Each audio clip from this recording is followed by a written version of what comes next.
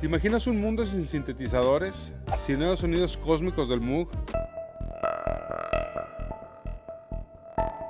sin los bajos ácidos del TB-303, sin los icónicos pads del DX7, la música simplemente no sería la misma. Hoy vamos a recorrer toda la historia de los sintetizadores, desde sus primeros experimentos en el siglo XIX hasta los sintetizadores modulares, los analógicos clásicos, la revolución digital de los 80s y los poderosos sintetizadores virtuales de hoy. Veremos cómo cada una de estas máquinas cambió la música. Exploraremos los sintetizadores más icónicos y escucharemos ejemplos de canciones donde su sonido se volvió inmortal. Si eres nuevo por aquí, yo soy Jay Mansur, productor musical, compositor e ingeniero de audio. Y en este canal hablamos de producción musical, historia del sonido y todo lo que necesitas para mejorar tu música. Así que si te apasiona la producción musical, la síntesis de sonido o simplemente quieres conocer la historia detrás de los sonidos que han definido a generaciones, quédate hasta el final. Porque esto no es solo historia, esto es la evolución del sonido. Vamos a descubrirlo.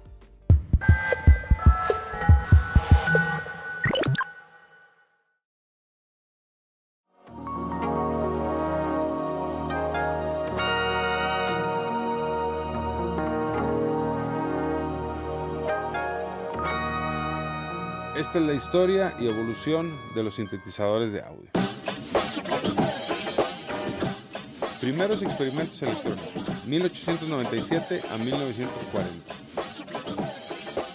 El Terharmonium, presentado por Tadeusz Cajil en 1906, fue el primer instrumento musical totalmente electrónico y polifónico de la historia.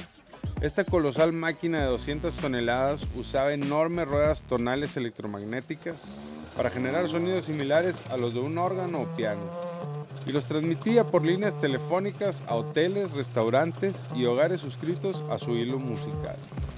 A pesar de la fascinación inicial, su enorme tamaño, costo y problemas técnicos hicieron inviable el negocio. Más aún cuando la radio tomó protagonismo en la década de 1920. En las primeras décadas del siglo XX surgieron otros pioneros de la música electrónica. En 1920, el inventor ruso Leon Theremin presentó el Theremin, un instrumento que se toca sin contacto físico, moviendo las manos en el aire para controlar el tono y volumen. Su sonido etéreo se hizo famoso en bandas sonoras de ciencia ficción y en la canción pop Good Vibrations de The Beach Boys. You'll hear some movie or some recording that has this familiar yet eerie sound. That sound gave birth to the greatest gift from engineers to the arts, the electronic synthesizer. Poco después apareció el Ondes Martenot en 1928, un teclado con un anillo metálico inventado por Maurice Martenot que producía sonidos evocadores utilizados tanto en obras clásicas como décadas más tarde en canciones de Radiohead.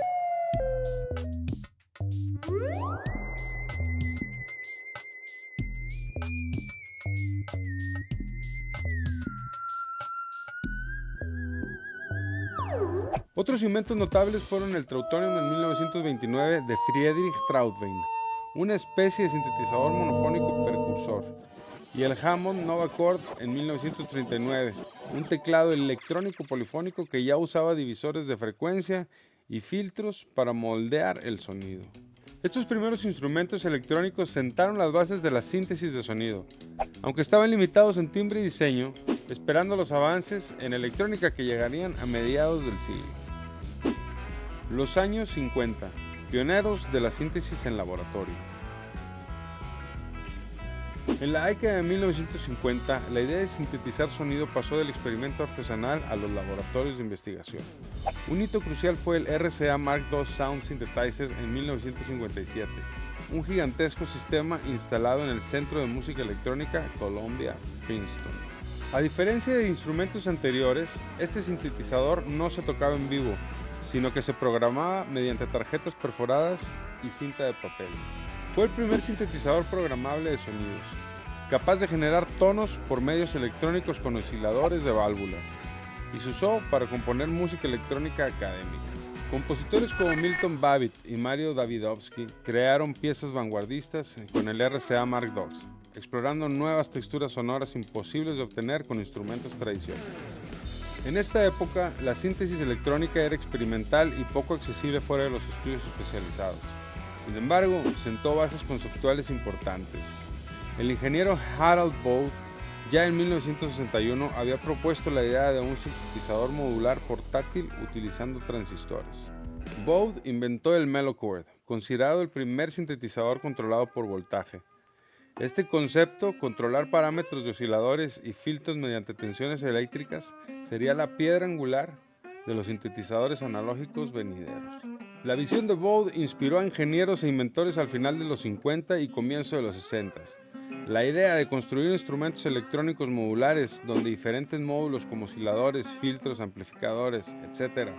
se conectaran para sintetizar sonidos complejos estaba a punto de hacerse realidad. Los años 60. Nacimiento del sintetizador modular. El verdadero despegue de los sintetizadores llegó en los años 60 con la era modular. De forma independiente en Estados Unidos, Robert Moog en la costa este y Donald Buchla en la costa oeste diseñaron los primeros sintetizadores modulares comerciales hacia 1964. Estos sistemas eran conjuntos de módulos intercambiables montados en gabinetes, osciladores para generar formas de onda, filtros para esculpir el timbre, generadores de envolvente para dar forma a la dinámica del sonido, todos interconectados mediante cables patch. Moog popularizó el uso de control por voltaje, de modo que la salida de un módulo podía modular a otro. Por ejemplo, un oscilador LFO podía modular la frecuencia de otro oscilador. Por su parte, Buchla se desvió de la tradición del teclado. Su Buchla Music Box tenía placas táctiles en lugar de teclas, enfocándose en crear sonidos electrónicos más abstractos, muy usados en la música experimental de San Francisco. Un ejemplo temprano de la música creada con estos sintetizadores modulares es Silver Apple of the Moon de Morton Subotnick, en 1967, compuesta enteramente con un Buchla, mostrando las posibilidades futuristas de estos aparatos. Moog, sin embargo, apostó también por acercarse a los músicos tradicionales incorporando un teclado. En 1967 el país ya escuchaba sonidos Moog en contextos populares. Mickey Dolenz de The Monkees compró uno de los primeros Moog y su banda lanzó en 1967 el álbum Pieces, Aquarium, Capricorn and Jones Ltd., el primero en llegar al número 1 con un sintetizador Moog destacado. Ese mismo año los Rolling Stones incluyeron efectos de Moog en 2000 Light Years From Home y The Doors usaron de Moog en la pieza titular de Strange Days. Sin duda, el gran salto a la fama del sintetizador vino con Wendy Carlos y su álbum Switched On Back en 1968, grabado con un imponente Moog modular. Este disco de versiones de Bach ganó premios Grammy y demostró que los sintetizadores podrían recrear música compleja con asombrosa precisión tímbrica. El sonido sintético dejó de ser visto solo como efecto especial.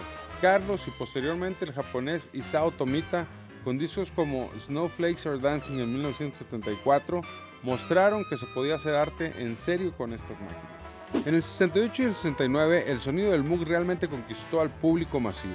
Simon and Garfunkel lo usaron en su álbum Bookends en 1968, y The Beatles incorporaron un Moog en varias canciones de Abbey Road en el 69, familiarizando al gran público con estos nuevos timbres electrónicos.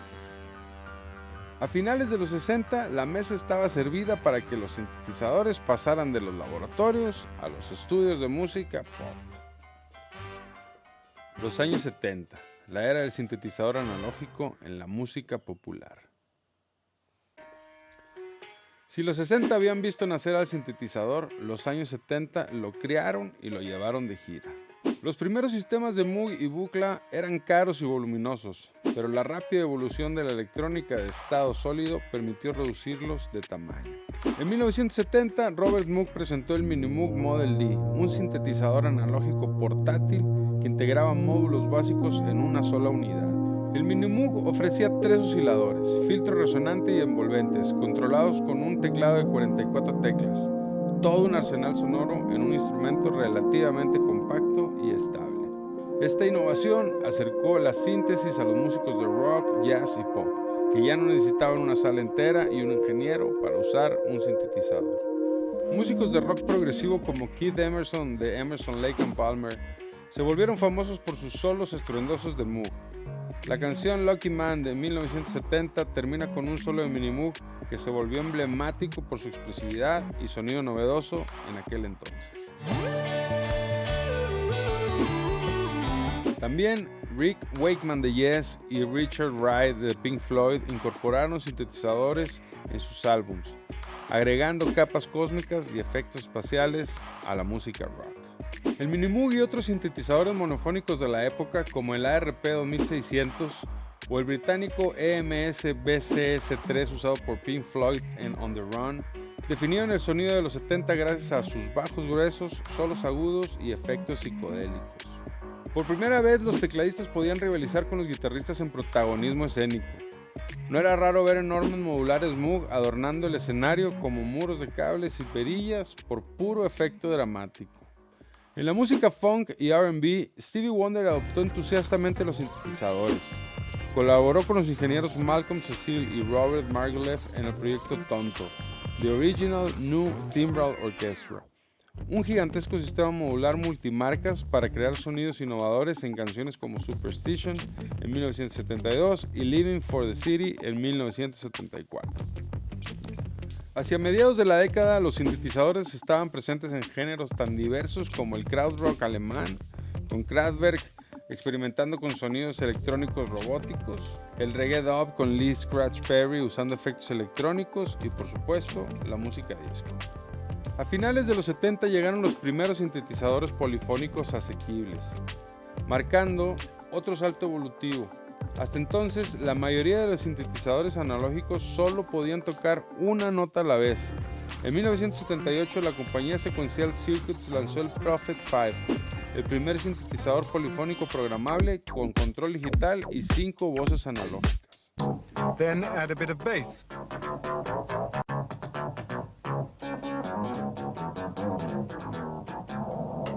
Este instrumento revolucionario incluía memorias para guardar sonidos, lo cual facilitó su adopción en escenarios y estudios.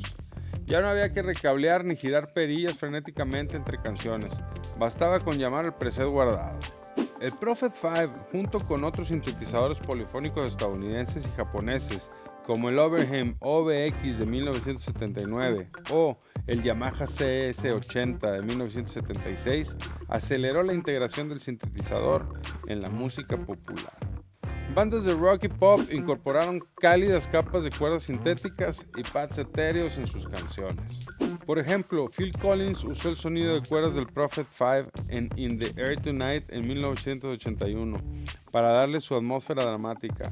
y Vangelis empleó extensamente el expresivo Yamaha CS80 para las melodías emotivas de la banda sonora de The Blade Runner en 1982. Década de los 80. La entrada de los años 80 trajo una avalancha de nuevos tipos de sintetizadores impulsados por la tecnología digital. Uno de los desarrollos clave fue el estándar MIDI, introducido en 1983 para permitir que instrumentos electrónicos de distintos fabricantes hablaran entre sí. El MIDI facilitó conectar sintetizadores, cajas de ritmos y computadoras, sincronizándolos y permitiendo controlar varios módulos desde un teclado o secuenciador central. Esto potenció la expansión de montajes electrónicos en vivo y en estudio, justo cuando los sintetizadores digitales comenzaban a florecer. La primera generación de sintetizadores digitales destacables apareció a finales de los 70. El NET sin clavier en 1977 y el Fairlight CM1 en 1979 fueron dos pioneros. Eran carísimos sistemas informáticos que podían samplear sonidos, grabarlos digitalmente y reproducirlos a diferentes alturas, además de síntesis digital aditiva o FM. El Fairlight, por ejemplo, permitía tocar desde sonidos de orquesta hasta efectos electrónicos inéditos y fue adoptado por artistas como Peter Gabriel, Stevie Wonder o Kate Bush. La batería programada en Running Up That Hill de Kate Bush, por ejemplo, proviene de un Fairlight CM1. Sin embargo, el verdadero golpe masivo lo dio la empresa Yamaha, con su legendario DX7 en 1983. El Yamaha DX7 fue un sintetizador digital basado en síntesis FM, capaz de timbres totalmente nuevos, desde pianos eléctricos brillantes hasta bajos percusivos y campanas cristalinas. Fue el primer sintetizador digital de precio accesible que arrasó en ventas, con miles de unidades vendidas y un sonido omnipresente en la década. En particular, su preset de Electric Piano 1 se convirtió en el sonido de piano eléctrico estándar en innumerables baladas pop y de jazz suave de los 80s. Es el timbre que escuchamos en éxitos como Hello de Lionel Richie o Careless Whisper de George Michael. El DX7 ofrecía 16 voces de polifonía y sensibilidad a la velocidad en el teclado, aportando mayor expresividad. Su llegada marcó el rápido declive de la tecnología analógica en la industria musical mainstream. De repente, los sonidos brillantes digitales estaban en todas partes y muchos teclados analógicos pasaron de moda hacia mediados de la década. No obstante, los 80 fueron diversos en cuanto a herramientas electrónicas. Junto al DX7, otro favorito fue el Roland D50 en 1987, que combinaba síntesis digital basada en samples PSM con síntesis tradicional y efectos integrados, produciendo sonidos cálidos y complejos. Poco después, Korg M1 en 1988 inauguró la era de los workstations, sintetizadores con secuenciador incorporado y un banco de muestras PCM con sonidos de piano, cuerdas, bajos, etc. El Korg M1 trajo al mundo el célebre sonido de piano M1, protagonista en himnos de house de los 90 como Show Me Love de Robin S. A finales de los 80 prácticamente todo género musical popular incorporaba sonidos electrónicos. Gracias al MIDI había nacido un ecosistema electrónico interconectado. Teclados controlando racks de módulos, secuenciadores manejando shows enteros, baterías electrónicas sincronizadas con líneas de bajo synth. El sintetizador había dejado de ser una novedad para convertirse en una herramienta básica de la producción musical. Los años 90, síntesis virtual y resurgimiento de lo analógico. Tras la avalancha digital de los años 80, la década de 1990 trajo una curiosa bifurcación en el mundo de los sintetizadores. Por un lado, la música electrónica como el techno, house y trance abrazó mucho de los viejos sintetizadores analógicos y sus emulaciones. Por otro lado, los sintetizadores virtuales y la informática musical empezaron a asomar, presagiando el futuro del software. A inicios de los 90, algunos artistas de dance y pop sintieron que los instrumentos digitales de fines de los 80 eran demasiado limpios y anhelaron la calidez de los viejos analógicos. La popularidad de la música dance, house y techno impulsó este regreso a sonidos más gruesos. Sintetizadores clásicos como el Roland TB-303, el Minimoog o el ARP 2600 fueron resucitados en estudios y escenarios y sus precios de segunda mano comenzaron a subir. Canciones de la ola techno rave como Go de Moby en 1990 o Higher State of Consciousness de Josh Wink en 1995 presumían líneas de sintetizador ácida y agresivas muy en la línea analógica. Ante esta tendencia, varios fabricantes respondieron con equipos nuevos que emulaban el carácter analógico. Y así nacieron los sintetizadores virtualmente analógicos. Un ejemplo paradigmático fue el Clavia Nord Lead en 1995, un llamativo sintetizador rojo que mediante DSPs digitales recreaba la síntesis sustractiva clásica con control en tiempo real mediante perillas físicas, como en los viejos sintetizadores. Otros como el Roland JP8000 y el Access Virus en 1997 siguieron esta línea ofreciendo la fiabilidad digital pero con interfaz y sonido vintage. Esta nueva generación devolvió el gozo de manipular perillas sin los problemas de afinación y mantenimiento de los antiguos sintetizadores analógicos. Al mismo tiempo, los ordenadores personales se volvían lo suficientemente potentes para manejar audio. A mediados de los 90 surgieron los primeros sintetizadores por software comerciales. En 1996, por ejemplo, apareció Propellerhead Rebirth, un software que emulaba finalmente dos TB-303, una TR-808 y un TR-909 en la pantalla de un PC, permitiendo a cualquiera jugar a ser productor de Acid House desde casa. Este fue un anuncio de lo que vendría hacia finales de los 90 y comienzos de los 2000. La síntesis se mudaría en gran parte al software en forma de plugins VST y programas especializados. Pero incluso en los 90, algunos sintetizadores hardware empezaron a incorporar funciones de ordenador. El Korg Trinity en 1995 y luego el Korg Triton en 1999 eran workstations con pantallas táctiles y secuenciadores avanzados, prácticamente estudios portátiles.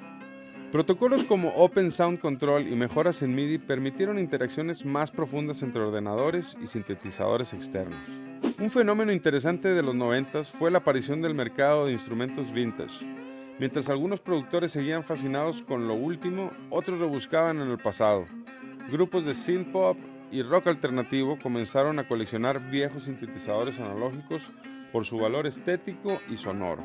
Por ejemplo, la banda británica Depeche Mode, que en los 80 había utilizado principalmente samplers y sintetizadores FM, en los 90 reincorporó equipos analógicos a su paleta sonora. Este resurgimiento analógico preparó el terreno para lo que veríamos en el siglo XXI. Un equilibrio entre la tecnología digital más puntera y el aprecio por la calidez y tangibilidad de los aparatos clásicos. Siglo XXI, software y la nueva ola de sintetizadores modernos. Entrando al siglo XXI, los sintetizadores están en todas partes, desde aplicaciones en una laptop hasta modulares hechos a mano. La evolución en esta era ha sido menos lineal y más bien en coexistencia de múltiples enfoques. Por un lado, los sintetizadores de software alcanzaron plena madurez. Hoy es posible tener recreaciones virtuales de prácticamente cualquier sintetizador histórico, como el Moog, el ARP, el Jupiter 8, el DX7, etc., corriendo como plugins en un DAW. Software como el Native Instruments Massive en 2007 o el Expert Serum en 2014 han definido el sonido de géneros recientes como el dubstep y el EDM, con sus enormes posibilidades de modulación y diseño sonoro que superan las limitaciones físicas. Las estaciones de trabajo de audio digital como el Ableton Live, FL Studio o Logic traen múltiples sintetizadores virtuales integrados, lo que significa que cualquier productor con un ordenador tiene al alcance una paleta sonora inimaginable décadas atrás. Esta democratización ha hecho que la síntesis se incorpore hasta en producciones caseras de hip hop, reggaetón o música indie con suma naturalidad. Curiosamente, al mismo tiempo ha habido un revival del hardware. A partir del 2000, pioneros de la síntesis analógica como Bob Moog regresaron a la producción. Moog Music reeditó el Mini Moog Voyager en 2002 y lanzó nuevas versiones de su mítico sintetizador. Dave Smith, fundador de Sequential Circuits, lanzó en 2008 el Prophet 8, un sucesor analógico del Prophet 5, pero con comodidades modernas. Marcas como Korg reintrodujeron sintetizadores analógicos asequibles con la serie Volca y el Mini-Log. Al mismo tiempo, pequeñas empresas artesanales construyen módulos analógicos para el floreciente estándar Eurorack. Este formato, introducido originalmente en 1995 por Doepfer en Alemania, despegó mundialmente en la década del 2010. Montando pequeños módulos de distintos fabricantes, los músicos pueden armar su propio sintetizador modular a medida, generando una nueva fiebre por los cables de colores y los rollitos experimentales, como en los viejos tiempos, pero ahora en formato portátil. Artistas contemporáneos de música electrónica experimental como Aphex Twin o Caitlin Aurelia Smith utilizan extensos sistemas modulares Eurorack en sus composiciones. En la música popular reciente, los sintetizadores, ya sean software o hardware, siguen siendo protagonistas. Es difícil imaginarse el pop del siglo XXI sin estos leads sintéticos pegajosos o los sub-bass electrónicos potentes. Desde Lady Gaga y Madonna hasta productores de trap actual, todos incorporan sintetizadores virtuales o reales en sus beats. Incluso bandas de rock han vuelto a enamorarse de los sintetizadores analógicos por su carácter. Por ejemplo, el grupo francés Daft Punk, en su búsqueda de sonido retrofuturista en Random Access Memories en 2013, usó una mezcla de instrumentos vintage analógicos junto con técnicas modernas. En conclusión, la historia de los sintetizadores de audio es un viaje fascinante desde los enormes artefactos victorianos como el Terharmonium hasta las apps de sintetizador en nuestros teléfonos móviles. Cada época trajo innovaciones técnicas, del control por voltaje a los chips digitales, del MIDI a los algoritmos virtuales, que abrieron nuevas posibilidades creativas. Y en cada salto tecnológico, músicos inquietos aprovecharon para redefinir el sonido de la música popular. Pensemos en la calidad cósmica de los Moogs en los 70, los brillantes timbres FM del DX7 en los 80, las texturas ampliadas de los 90 o las locuras modulares de hoy. Lejos de sustituirse unas a otras, muchas de estas tecnologías conviven. Es común ver en un estudio moderno un sintetizador vintage junto a un plugin de última generación. Al fin y al cabo, todos persiguen el mismo sueño que tenía Cahill en 1897. Crear nuevos sonidos y músicas de forma nunca antes imaginadas. Y vaya que lo ha logrado a través de las décadas. Y hasta aquí este viaje por la historia de los sintetizadores. Espero que hayas disfrutado de este recorrido por los sonidos que han definido la música a lo largo de las décadas. Si te gustó este video, dale like y suscríbete al canal. Activa la campanita para que YouTube te avise cuando subamos nuevos videos. Si quieres seguir aprendiendo sobre producción musical, te recomiendo mi libro El arte de la producción musical, disponible en Amazon.